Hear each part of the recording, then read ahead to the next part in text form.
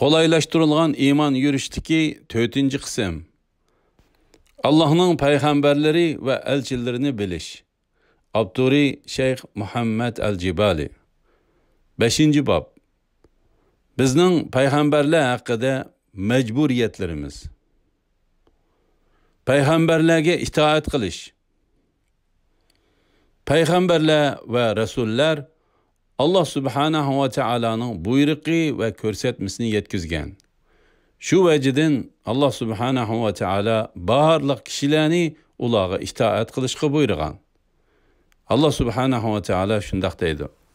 Tercümesi: biz har qanday payg'ambarni faqat Allah'ın izni bilan itoat qilinish uchunla avatdiq. Sura Nisa 64-cü ayet. Peygamberlerge itaat qilganlik Allah Subhanahu ve Taala'ga itaat qilganlikdir. Allah Subhanahu ve Taala özünün ahirki peygamberiga xitaben shundoq degan.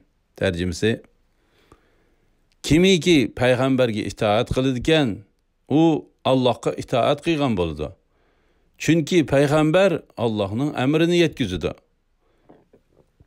Kimiki ey Muhammed sallallahu aleyhi ve sellem, senden yüz öğrediken, bilgin ki biz seni ulağı küzetçi, yani ulanın emellerini küzdüp, emellerine qarab hesap ağıç kılıp evetmidik. Sura Nisa 80-ci ayet. Kimiki peygamberlerge itaat qilsa, muvaffaqiyat qazangan bo'ladi. Kimiki ulanın ko'rsatmalaridan yüz öğrediken, ziyan tartgan bo'ladi. İlgirki peygamberler ilip kelgan şeriatlar vaqtning o'tishiga ergishib kishilar tarafidan o'zgartib etilgan. Faqat oxirgi payg'ambar Muhammad sallallohu alayhi vasallam ilip kelgan shariatlar sab va o'zgartilmagan peti saqlanib kelmoqda. Shuning uchun biz cho'qim Allah Subhanahu va Taola'ning yaxshi ko'rishiga nail bo'lish uchun Muhammad sallallohu alayhi vasallamga itoat qilishimiz ve onun sünnetiga ergişişimiz lazım. Allah Subhanahu ve Teala şundak deydi. Tercümesi: ey Muhammed sallallahu aleyhi ve sellem, ulağı eytqin ki, eğer sizler Allah'ını yaxşı görsengler, bana ergişinglar ki, Allah mu sizlerni yaxşı gördü. Günahinglarni mağfiret kılıdı. Allah en mağfiret kılgıcıdır, en mehribandır. Sure El-İmran 31-ci ayet. Peygamberlerini yaxşı görüş. Müminler peygamberlerini başka kişilerini yaxşı görgəndən bəkirək yaxşı görüş gerek. Enes radiyallahu anhu Resulullah sallallahu aleyhi ve sellem'nin şundaq degenlikini rivayet qilgan.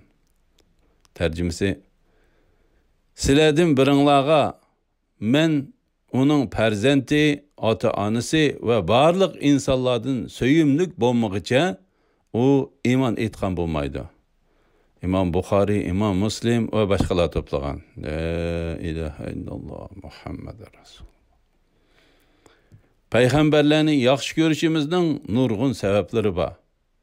Ulanın bazıları tövendikçe. Birinci, peygamberler kişilerin en takvadarlarıdır. Ula Allah Subhanahu ve Teala'ga hemmeden bek itaat kılıdı ve Allah Subhanahu ve Teala mu uladın hemmeden bek razı buludu. Peygamberlerini yaxşı görüş, yaratqıcımız ve Rabbimiz Allah Subhanahu ve Teala'nı yaxşı görüşünün cümlesidindir. Enes radiyallahu anhu Resulullah sallallahu aleyhi ve sellem'den şundaq degenlikini rivayet qilgan. Tercümesi: 3 xislet kimde tepilse o imanın alavetini tetiydi. Birinci, Allah ve onun peygamberi onunla başka barlıq narsalardan söyümlük bolsa. İkinci, birovni yaxshi ko'rganda faqat Allah roziligi uchunla yaxshi ko'rsa. Üçüncü, Allah uni kufrdan qutqazgandan keyin küfürge qaytishni, o'tqa tashlanishni o'ch ko'rgandek o'ch ko'rsa. İmam Bukhari, İmam Muslim ve başkalar toplagan. Ikkinchi, payg'ambarlar yer yuzidagi hammanglar uchun yaxshilik va hidoyat ilib kelgan. Allah subhanahu va taolo ularni rahmat va shafqatning vasilasi qilgan. Allah subhanahu va taolo o'zining oxirgi payg'ambari Muhammad sallallohu alayhi va sallamga xitoban shunday deydi. Tarjimasi: Ey Muhammad sallallohu alayhi va sallam, seni biz bütün ahli jahon uchun faqat rahmat qilib avatdiq. Sura Anbiya 107-oyat. 3. Payg'ambarlar bizga biz o'zimiz uchun yoki ota-onamiz biz uchun qilgandimmi ko'p yaxshilik qilgan. Allah subhanahu va taolo o'zining oxirgi payg'ambari Muhammad sallallohu alayhi va sallam haqida shunday deydi. Tarjimasi: Payg'ambar mu'minlarga ularning o'z nafslaridan choridir. Sura Ahzab 6-oyat. 4. Payg'ambarlar yaxshilikda boshqa barliq insonlardan ustundir. Shu vajidan ana shularla bizning haqiqiy qoyil bo'lishimiz va yaxshi ko'rishimizga loyiq kishilardir. Allah subhanahu va taolo o'zining oxirgi payg'ambari Muhammad sallallohu alayhi va sallamga xitoban shunday deydi. Tarjimasi: Ey Muhammad sallallohu alayhi va sallam, sen haqiqatan buyuk axloqqa egisan. Sura Qalam 4-oyat. Payg'ambarlarga hurmat, ehtirom bildirish. Biz har qanday bir payg'ambar to'g'risida to'xtalganda, uni hurmat, ehtirom bilan tilga ilishimiz, uni ota-onamizni, ustozlarimizni, rahbarlarimizni hurmatlagandanmi bakrak hurmatlashimiz kerak. Payg'ambarlarga durud salom yo'llash. Payg'ambarlarga hurmat bildirishning ifodalaridan biri, ularning ismlari zikr qilinganda ularga durud salom yo'llash, ya'ni Allohning rahmat va salomi ularga bo'lg'ay degan ma'noda sallallohu alayhi va sallam deyishdir. Allah subhanahu va taolo Rasululloh sallallohu alayhi va sallam haqida shunday degan. Tarjimasi: Allah haqiqatan payg'ambarga rahmat yo'llaydi. Ya'ni payg'ambar sallallohu alayhi va sallamga rahmat qiladi. Sha'nini ulug' qiladi, darajasini ustun qiladi. Farishtalarmu haqiqatan payg'ambarga rahmat yo'llaydi. Ya'ni Allohdan uning uchun rahmat va mag'firat talab qiladi. Ey mu'minlar, sizlar payg'ambarga durud aytinglar va omonlik tilanglar. Chunki Rasululloh sallallohu alayhi vasallamning sizlarning ustinglardagi haqqi cho'ngdir. U sizlarni gumrohlikdan hidoyatga, zulmatdan yorug'likqa chaqirg'uchidir. Sura Ahzab 56-oyat. Shuningdek, biz boshqa payg'ambarlarga durud yo'llashimiz kerak. Vahil ibn Hajr radiyallohu anhudan rivoyat qilindiki, Rasululloh sallallohu alayhi vasallam shunday degan. Tarjimasi: sizlar meni tilga olganda payg'ambarlarga durud aytinglar. Chunki haqiqatan ularmu men avatilganga o'xshash avatilgan. İmam Ash-Shashi va Imam Ibn Asakir to'plagan. Shayx Albani Sahihul Jami 3781-numurda hasan deb baholagan. Yana shuningdek Abu Hurayra va Anas radiyallohu anhumalar Rasululloh sallallohu alayhi vasallamning shunday deganligini rivoyat qilgan. Tarjimasi: Allohning payg'ambarlariga va rasullariga durud aytinglar. Chunki Allah meni avatgandek ularni avatgan. İmam Bayhaqi va boshqalar to'plagan. Shayx Albani Sahihul Jami 3782-numurda hasan deb baholagan. Payg'ambarlarga qarta shakli o'zgargan hurmatdan hazar aylash.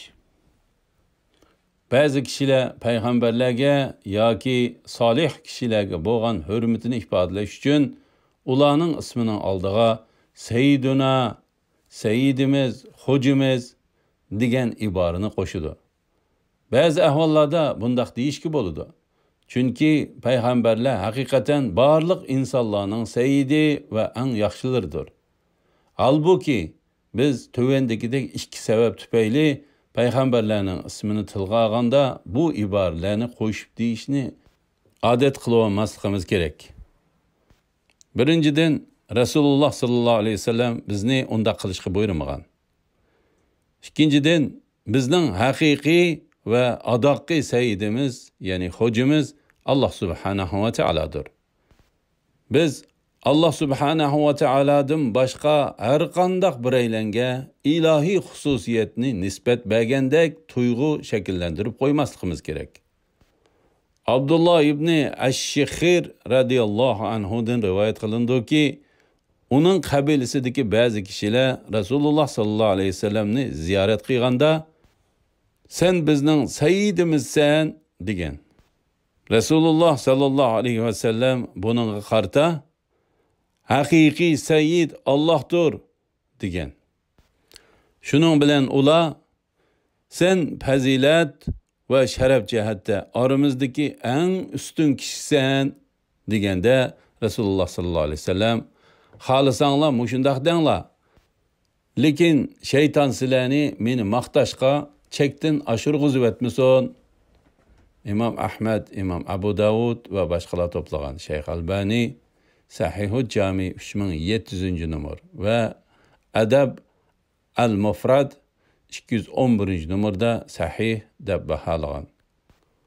Peygamberler ve salih kişiler için bo'libmi g'ayri arab diyorlarda ishlatiladigan yana bir so'z hazratdir. Bu so'z sharaflik degan ma'ni bildirdi. Biz bu so'zni davomli ishlatib olmasligimiz kerak. Chunki bu, ya'ni payg'ambarlar va solihlarning ismini oldiga hazrati degan so'zni qo'shib ishlatish islomning ko'rsatmalaridan emas. Payg'ambarlarni hurmatlashda chekdan oshirib etmaslik. Ba'zilar payg'ambarlar va solih kishilarga hurmat bildirishda baklik chekdan oshirib etadi. Ularni chekdan oshgan, reallikqa uyg'un kelmaydigan iboralar bilan maqtaydi. Hatta faqat Alloh subhanahu va taoloning haqqi bo'lgan ibodatni payg'ambarlar uchun qiladi. Ömer radiyallohu anhu Rasululloh sallallohu alayhi vasallamning shundoq deganligini rivoyat qilgan. Tarjimasi: Nasaralar Isa ibn Maryamni oshirib maqtab etgandek, meni oshirib maqtamanglar.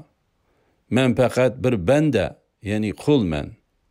Shunga meni Allohning bandisi va rasuli danglar. İmam Buxoriy to'plagan. Ahli kitobdan ba'zilar ba'zi shaxslarni ziyoda madhilab Alloh subhanahu va taologa qo'shib, ashu kishilarga ibodat qilishgan. Alloh subhanahu va taolo shundoq deydi. Tarjimasi: Yahudilar Uzeyr Allohning o'g'lidir dedi. Nasaralar Masih, ya'ni İsa Allohning o'g'lidir dedi. Bu ularning og'zidagi dalilsiz so'zdir. Ularning so'zlari ilgiriki kafirlarning, ya'ni mushriklarning farishtalar Allohning qizlaridir degan so'zlarga o'xshaydi. Sura Tavba 30-oyat. Birovni o'zining tegishlik maqomidan oshirib maqtab etish chekdan oshganlikdir. Alloh subhanahu va taolo shundoq deydi. Tarjimasi: Ey ahli kitob, dininglarda haddidan oshmanglar. Allohning sha'niga haq so'zdan boshqani aytmanglar. Ya'ni Allohga shirki va bolasi bo'lishdan pok deb e'tiqod qilinglar. Sura Nisa 171-oyat. Xulosa: payg'ambarlar Allah subhanahu wa taoloning rahmat va barakati ularga bo'lsin. İnsanlarning eng sarxillari va eng yaxshilaridir. Ular payg'ambarlik hayoti bo'yicha Allah subhanahu wa taologa itoat qilish va qavmini eng to'g'ri aqida va amalga yetaklash uchun tirishgan.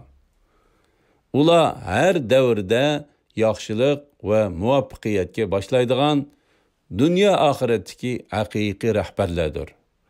Allah subhanahu wa taolo ularni shundoq sifatlagan. Tarjimasi: ularni bizning amrimiz bo'yicha kishilarni bizning dinimizga yetaklaydigan peshvolar, ya'ni payg'ambarlar qildik. Ularga biz yaxshi ishlarni qilishni, namoz o'qishni, zakot berishni vahiy qildik.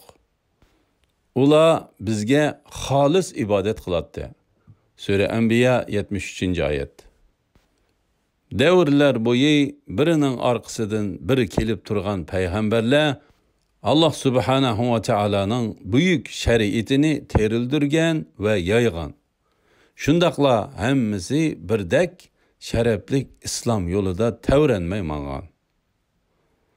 Bu muborak payg'ambarlar karvoni toki Allah subhanahu va taala o'z dinini tamomlagan payg'ambar va rasullarni ularning tuganchisi va eng oxirgisi bo'lgan Muhammad sallallohu alayhi va sallam orqali tugallaganga qadar yo'lini davom qilgan. Muhammad sallallohu alayhi va sallamning dini dinlarning eng ustunidir. Uning shariati qiyomatgacha davom qiladigan mukammal shariatdir. Allah subhanahu va taala bu haqda shundoq degan. Tarjimasi: bugun sizlarning dininglarni kamil qildim. Sizlarga ne'matimni tamomladim. İslam dinini sizlarning dininglar bo'lishga tanladim. Sura Maida 3-oyat. Allah subhanahu va taoladan bizga payg'ambarlar haqida to'g'ri ilm ato qilishini, qalbimizga ularga bo'lgan haqiqiy muhabbatni selishini va bizni oxiratda shular bilan hamroh bo'lish sharifiga muyassar qilishini tilaymiz. Amin. Ya Rabbal alamin.